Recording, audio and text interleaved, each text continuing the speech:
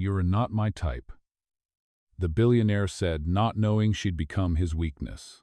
Hello everyone. Before we begin today's story, I have a small favor to ask. Please hit subscribe and turn on the notification bell so you never miss our channel's new videos. It is quick, free, and the best way to support us in bringing you more dramatic stories.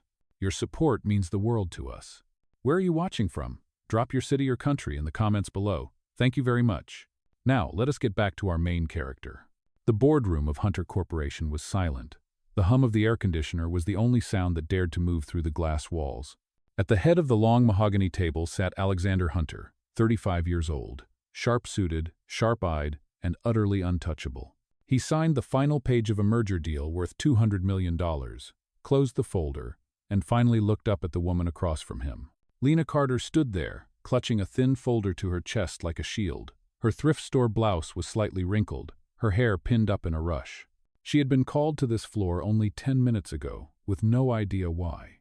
The CEO himself had requested to see her, and now his gaze was fixed on her with the precision of a laser. "Miss Carter," he said evenly, "you came from the PR department, correct?" "Yes, sir," she managed, her voice small but steady. He leaned back in his chair, studying her. "Good. That means you understand how optics work." Before she could respond, he pushed a document across the table. "This is a marriage contract. It will last 6 months. Purely legal. No intimacy, no emotions, no complications. In return, you will receive $300,000 and permanent employment when the agreement ends." Lena blinked, certain she had misheard. "Excuse me, what?" Alexander's tone did not waver. "My company is under attack by rumors. Investors want to see stability. They expect a man in my position to have a wife, not a revolving door of scandals. I need someone credible, ordinary, relatable." My team screened several candidates. His lips curved faintly. "You were the least interested in attention." Her mouth went dry. "You do not even know me." "I do not need to," he said flatly. "You are not my type, which makes this perfect." Lena's breath caught at the bluntness. "That is supposed to make me feel better?" "It should," he replied, sliding the pen toward her. "It means I will not pretend." She stared at the papers. The word marriage, agreement, sat bold at the top. Every line seemed to pulse with consequences. Her mother's hospital bills flashed in her mind, the overdue rent, the eviction notice folded under her pillow. $300,000 could buy time, could buy hope. "Still," she whispered, "why me?" "Because," Alexander said, standing, "you will not fall in love with me, and I will never fall for you." He turned toward the window, the Manhattan skyline glimmering beyond the glass. His reflection looked carved from stone. "Think of it as a business deal. You save your family, I save my reputation." The silence stretched between them until the ticking of his luxury watch became unbearable. Finally, Lena picked up the pen. Her fingers trembled. "You really are something, Mr. Hunter." He looked back over his shoulder, expression unreadable. "I have been called worse." The pen touched paper. The moment she signed, something invisible shifted like the sound of a lock turning. Alexander reached out his hand. "Congratulations, Mrs. Hunter."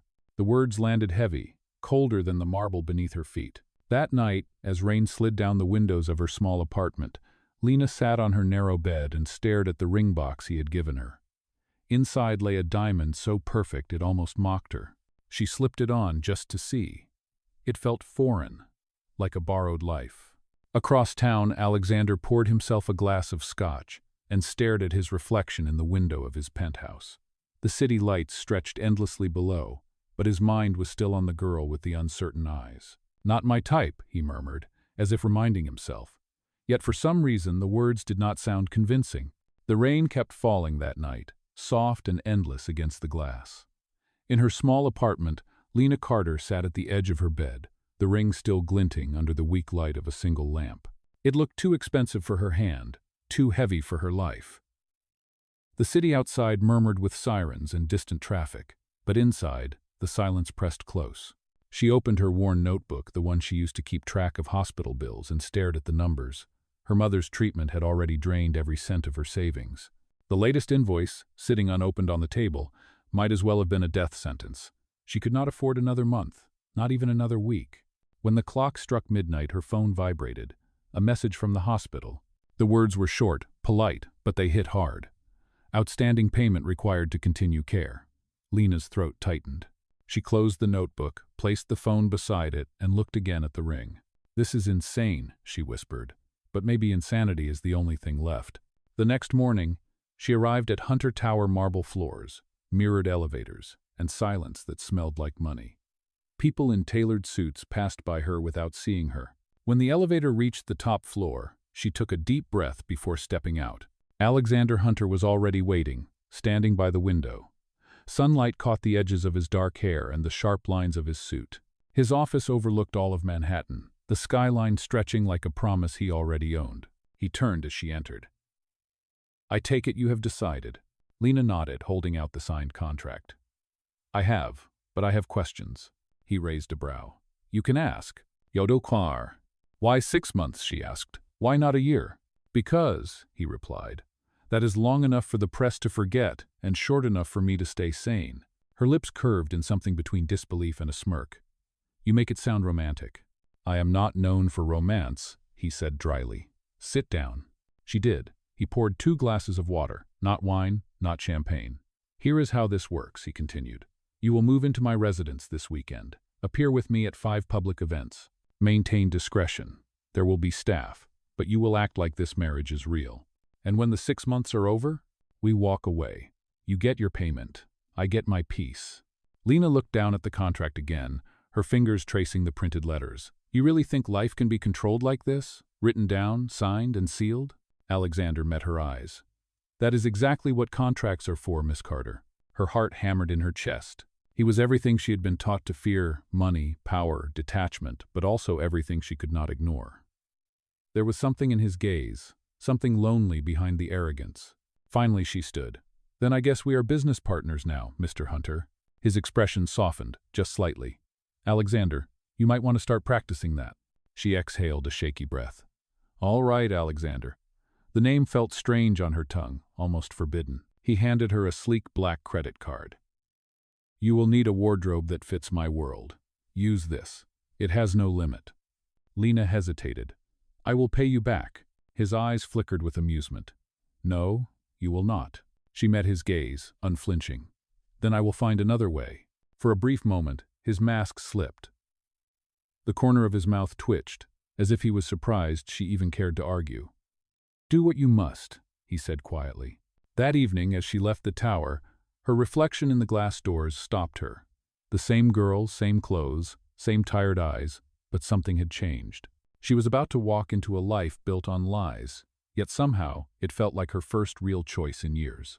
Across town, Alexander stood alone in his office, the city now swallowed by dusk. His assistant entered quietly. "Sir, the board confirmed your press appearance for next week. They will expect your wife."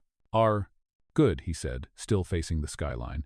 "Make sure the story leaks before the event. I want them to see stability." The assistant hesitated. "And Miss Carter, sir? She seems uneasy." Alexander's jaw tightened. "She will adjust. People always do when the price is right." But as the office lights dimmed and he watched the rain smear across the glass, that certainty faltered. Somewhere in the back of his mind, her voice echoed soft, defiant, and real. "You really think life can be controlled like this?" He poured another glass of scotch, ignoring the question that would not leave him. Maybe, for the first time in years, he was not entirely sure. The following Saturday morning came with a chill in the air and a weight in Lena's chest. Her old apartment, the creaking walls and faint smell of instant coffee, had never felt so much like home until she had to leave it behind. The moving truck Alexander had arranged arrived right on time, polished, gray, with the Hunter Corporation logo stamped on the side. 2 men in suits handled her few boxes as if they were priceless artifacts. She carried only her small duffel bag and the necklace her mother had given her before falling ill. The car waiting for her was sleek and silent. As Manhattan passed by outside the tinted windows, Lena pressed her palm to the cool glass and whispered, "This is temporary. Just 6 months. Lug." When the gates of the Hunter estate opened, she caught her breath.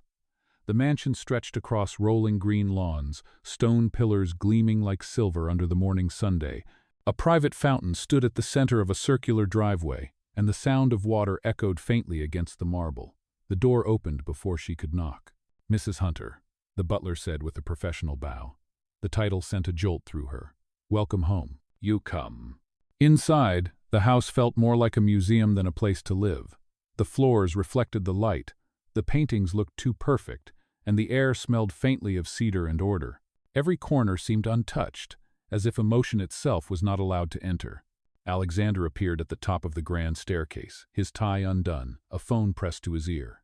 "I do not care about the shareholders' panic," he said sharply. "I said it is handled. Goodbye." He ended the call and looked down at her. "You are early." "Traffic was lighter than I expected," Lena replied, her voice small in the vastness of the hall. He studied her a moment, then nodded toward the staff. "Show her to the guest wing. Room on the left." "Guest wing?" she asked. "It would be inappropriate for us to share a room," he said plainly. "This arrangement is business, remember." "Of course," she said, trying not to show how that stung.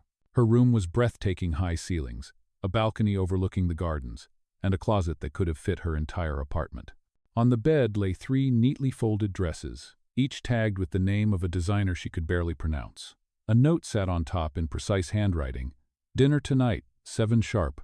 By the time evening came, she had showered, changed, and tried to steady her hands. The dining room was a long stretch of crystal and candlelight. Alexander sat at the far end, perfectly composed, scrolling through his tablet. When he finally looked up, his eyes lingered for a second longer than he seemed to intend. "You clean up well," he said. Lena's fork paused. "Thank you. I had help from your staff." A faint smile ghosted across his lips. "You will need it. Our first public appearance is tomorrow. A charity gala for children's education. The press will be there. I suggest you prepare for questions." Jamandin. "What kind of questions?" "The kind that make you uncomfortable," he said. "They will ask how we met, how long we have been together, what I love about you. Answer naturally, convincingly." Lena tilted her head. "You do not love me." His eyes flickered with something unreadable. "They do not need to know that." Dinner passed in uneasy quiet. When the plates were cleared, he stood and handed her a small black box. Inside was a wedding ring, simple, elegant, but dazzling under the chandelier. "This is part of the image," he said. "Wear it in public at all times." Lena slipped it onto her finger. The metal felt cold. "It fits perfectly," she murmured. "I had it sized," he said. "You had it sized before I even agreed, did you not?" He hesitated, then answered, "I always plan ahead." For a moment their eyes locked. Something unspoken lingered there, an awareness that this was no longer just business, no matter how much they pretended it was. Later that night, Lena stood on the balcony outside her room. The city lights shimmered in the distance, far beyond the estate walls. Somewhere below, she could hear the soft thud of Alexander's footsteps as he paced his study, his phone lighting up again and again.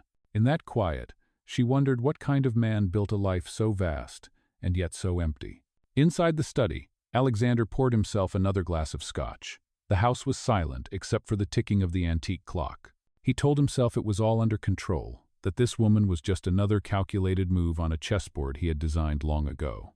But when he glanced at the security monitor and saw her silhouette against the night sky, still, fragile, illuminated by the moon, something in his chest shifted. He tried to ignore it. He turned back to his files, forcing himself to focus. Yet the thought returned like a whisper he could not silence. 6 months, that was the deal. 6 months and she would walk away. So why, for the first time in years, did that thought feel like a loss? The next evening arrived faster than Lena expected. The city skyline glowed outside the car window as the driver pulled up to the grand entrance of the Belrose Hotel. Flashing cameras already lined the red carpet. The Children's Hope Charity Gala was one of New York's most anticipated events, and tonight she was walking into it as Mrs. Alexander Hunter. Her heart pounded beneath the silver satin gown the stylist had chosen for her. Alexander, sitting beside her, looked effortlessly composed in a tailored black tuxedo. His cufflinks caught the light every time he moved, a small flash of control in a world that never stopped watching. When the car door opened, the sound hit her, first reporters shouting, photographers calling his name, the hum of curious whispers. Alexander stepped out, every inch the confident billionaire. Then he turned, offered his hand, and for the first time, their fingers touched in public. "Ready?" he asked quietly. "No," she admitted, her voice trembling. He almost smiled. "Good, that means you will look real." As they walked the carpet, flashes blinded her vision. Reporters leaned forward, microphones thrust toward them. "Mr. Hunter, who is the lucky lady?" Alexander's arm tightened around her waist. "My wife," he said simply. The crowd gasped, the cameras exploded with light, and Lena felt her knees weaken. For a second, she forgot to breathe. But when she looked up at him, he was calm, the kind of calm that drew attention and controlled it. Inside the ballroom, crystal chandeliers shimmered overhead. The air smelled of perfume and money. Waiters moved like clockwork, balancing trays of champagne. Lena could feel the eyes on her, the quiet curiosity, the judgment disguised as smiles. Alexander guided her through the crowd, greeting investors, board members, and donors. His grip on her hand was steady but firm, as if reminding her of the role she had to play. "This is your moment to shine," he murmured between smiles. "Remember what we rehearsed." She nodded, trying to steady her voice. "Smile. Speak less. Look grateful." "Chungal," he gave a subtle nod. "Exactly." For a while, it worked. They looked like perfection, but perfection has cracks. It was during the dinner when the first reporter approached a young woman from a lifestyle magazine, smiling too widely to be kind. "Mrs. Hunter," she said, "you and your husband have such an interesting story. How did you two meet?" Lena froze. She remembered the cover story Alexander's team had crafted. A chance meeting at a charity auction, coffee, then love. The lie sat heavy on her tongue. Alexander glanced at her. His expression said, "Your turn." Lena took a breath. "We met by accident," she said softly. "He spilled coffee on my report the first day I started at Hunter Corpier. He offered to buy me a new one, and I told him he could not afford my time." The crowd around them laughed. Even Alexander's lips twitched. "And what made you fall in love with him?" the reporter pressed. Lena turned toward Alexander, her eyes finding his. "The truth came before the script. He pretends not to care," she said, her voice steady. "But he does. He just hides it better than most people." The reporter blinked, momentarily thrown off. "That is very sweet." "It is true," Lena added, forcing a smile. "Sometimes the people who act the coldest are the ones most afraid to be warm." When the reporter left, Alexander leaned closer. "That was not the answer we rehearsed." "I know," she whispered, "but it was honest." "Koe." For a moment, he said nothing. Then, to her surprise, he chuckled under his breath. "Honesty. That will either destroy you in this world or make you unforgettable." Hours later, the gala wound down. The music softened, and guests began to leave. Alexander loosened his tie as they walked to the car. The night air was crisp, and for once, the silence between them felt comfortable. "You handled yourself well," he said as the car door closed behind them. "Thank you," she replied. "You did not look so bad yourself." He turned his head, studying her profile under the city lights. "Do you always say exactly what you think?" "Most of the time," she said. "It saves energy." He smiled faintly. "You are strange. I will take that as a compliment." Back at the mansion, Lena slipped off her shoes the moment they entered the marble foyer. Alexander poured himself a drink at the bar. "Are you celebrating?" she asked. "Reflecting," he said, handing her a glass of sparkling water. "You did well tonight. The press will love you." "I am not sure I care if they do," she murmured.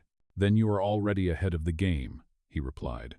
Their eyes met again. This time there was no performance, no audience, just two people standing too close, caught in a silence that felt dangerous.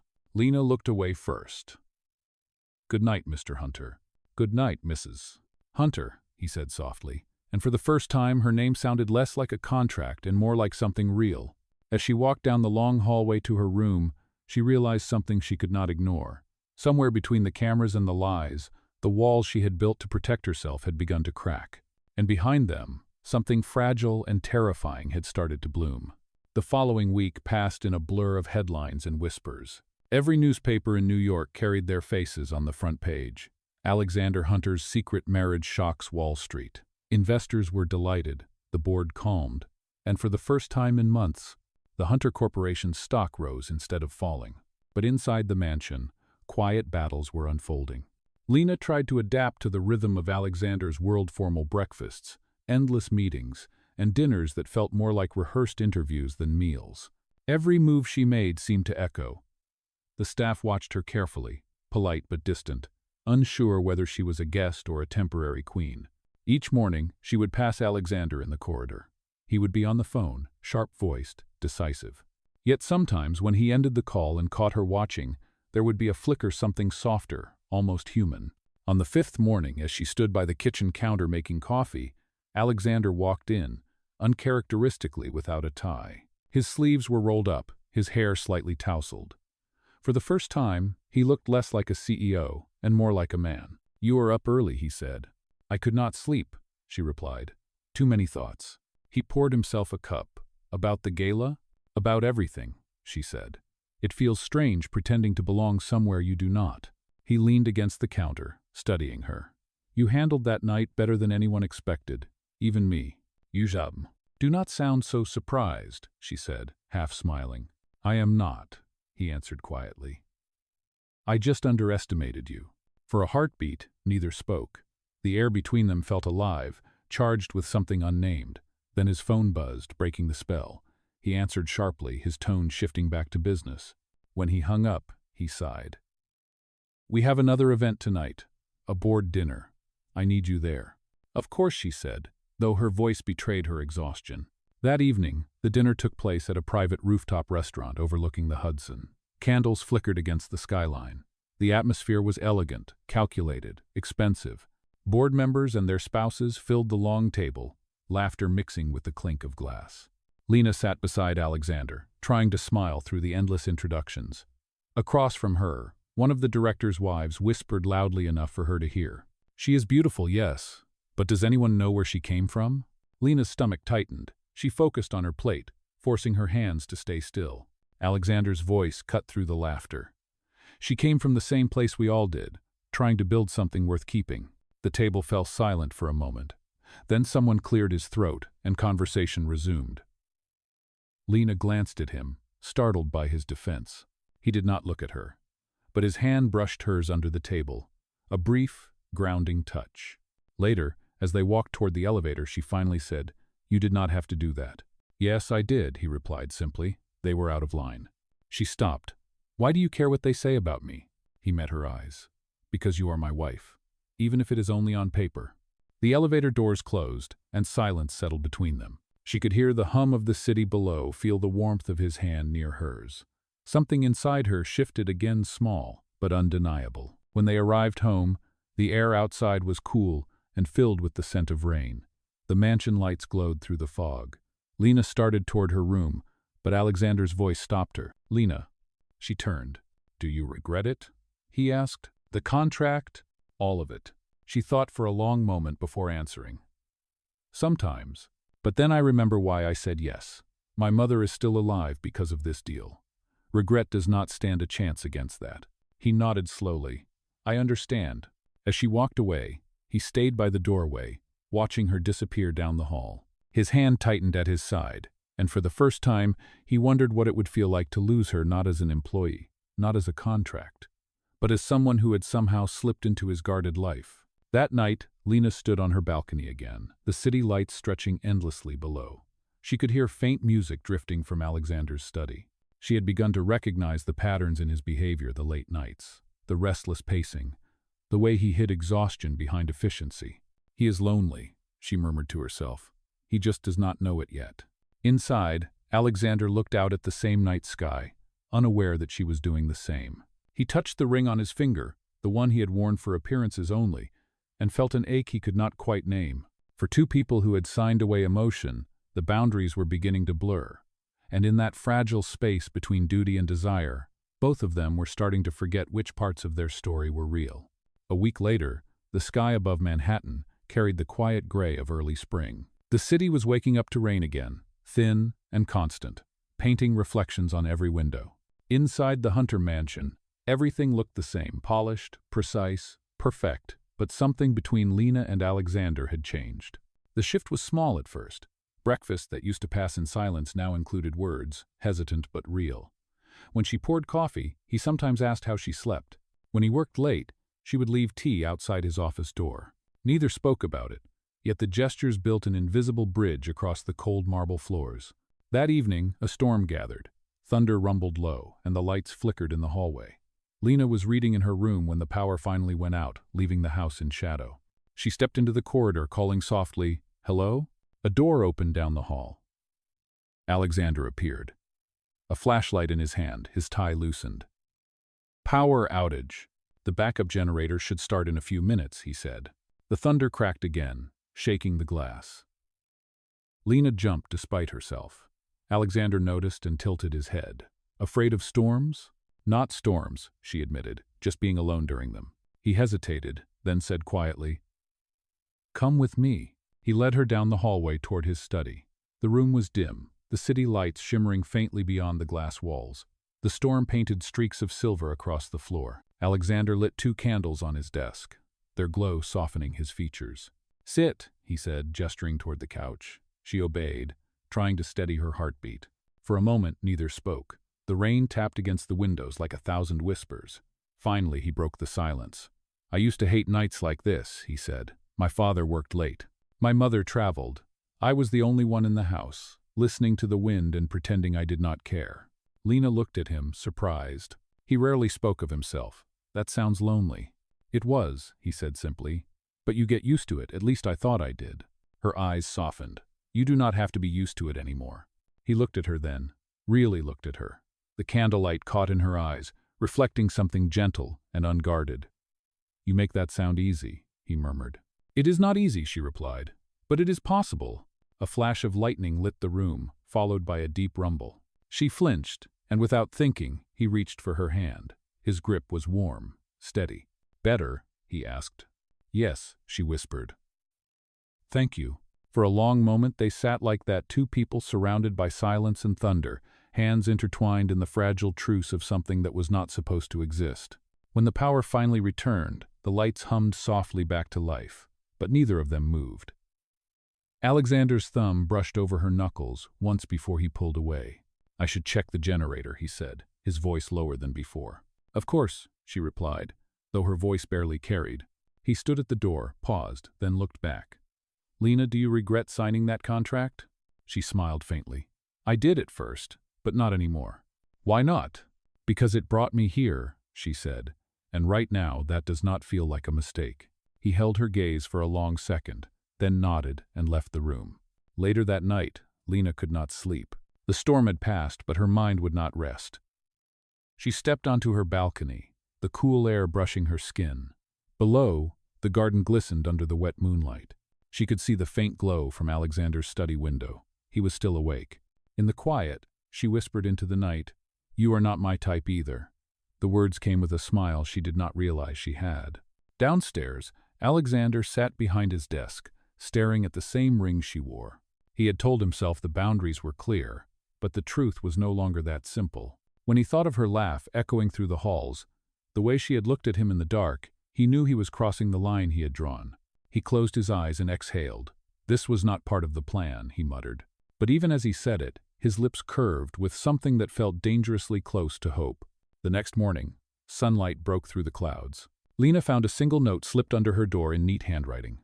"Breakfast on the terrace, 9 a.m. Do not be late." She smiled as she read it. Maybe, just maybe, the walls of this arrangement were beginning to crumble, not with noise or conflict, but with small, quiet kindnesses that felt more real than any contract ever could. The following morning felt different. The storm was gone, leaving the air fresh and clear. Sunlight poured across the marble floors as Lena stepped onto the terrace. The city stretched below like a living painting. On the table sat fresh croissants, steaming coffee, and a vase of white tulips. Alexander was already there, reading the morning paper. He looked up when she approached. "You are late," he said, but his tone was softer than usual. "By 3 minutes," she replied, sitting across from him. He folded the paper. "For someone who claims not to like rules, you are surprisingly punctual." She smiled. "I learned that from someone who loves them too much." He gave a quiet chuckle, the sound rare but genuine. "Touch." For a while, they ate in comfortable silence. The sunlight caught the faint smile on his face, and for the first time since they had met, Lena saw him relax. No board meetings, no headlines, no mask. Just a man who seemed almost happy.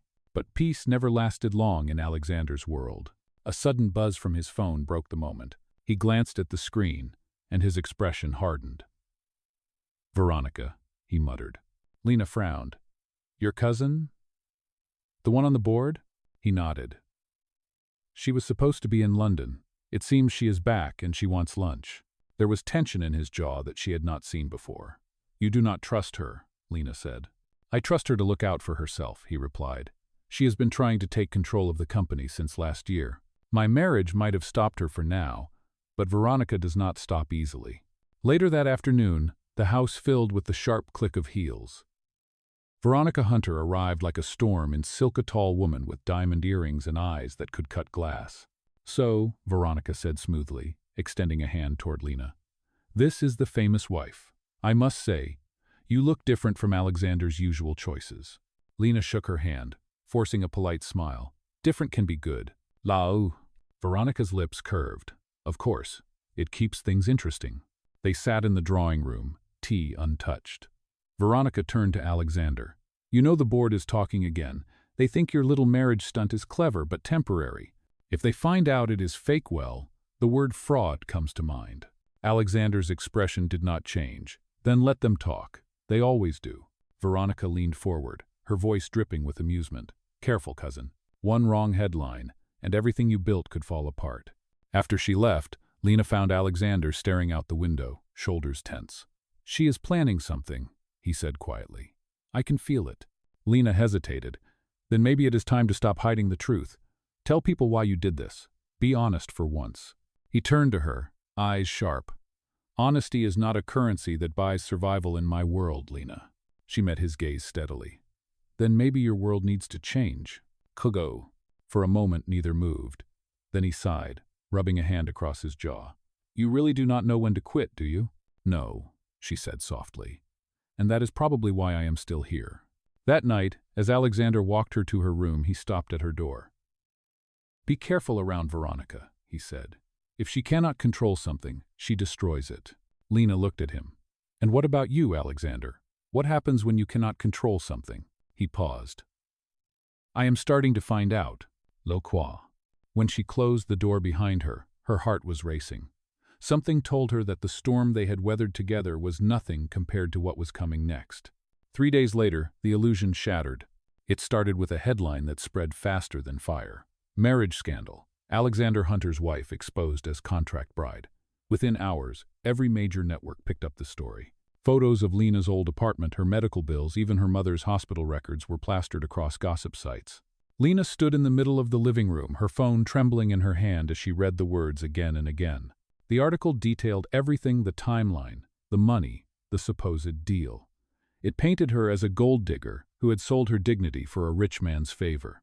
The front doors of the mansion burst open. Alexander came in, coat soaked from the rain, phone pressed to his ear. "I do not care what the shareholders say," he snapped. "Find out who leaked it." He ended the call and met her eyes. It was Veronica.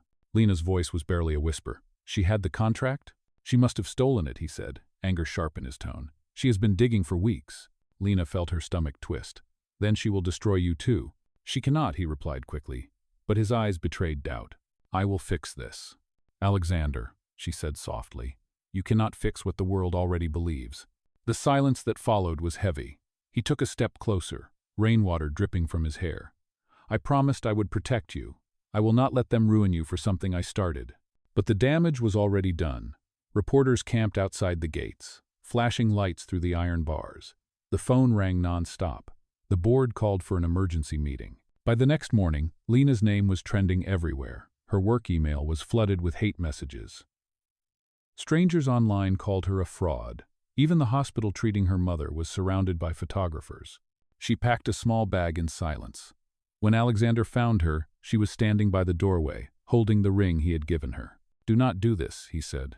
"This is what we agreed," she replied quietly. "When the contract ends, we walk away. It just ended earlier than planned." "Chua. I never wanted it to end like this." She shook her head. "You said I was not your type. Maybe you were right."